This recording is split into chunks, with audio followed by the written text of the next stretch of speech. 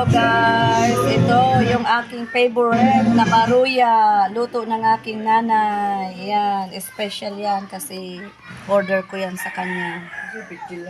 Ito yung maruyang Bicol talaga. Hindi ko kayang gawain yan, hindi ako marunong. Ang nagagawa ko lang yung parang simple lang na maruya. Pero ito yung gustong gusto ko, yung ano talaga siya. Yung hari ng ano, nakaano sa ano, yung may balot talaga siya na ano. Ang sarap.